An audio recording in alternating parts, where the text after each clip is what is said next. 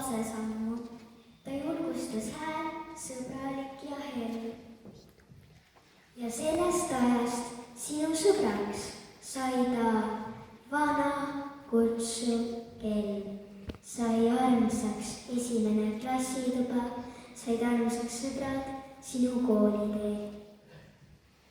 sai armsaks esimene õpetaja, nii range, nõudlik, aga siiski hea.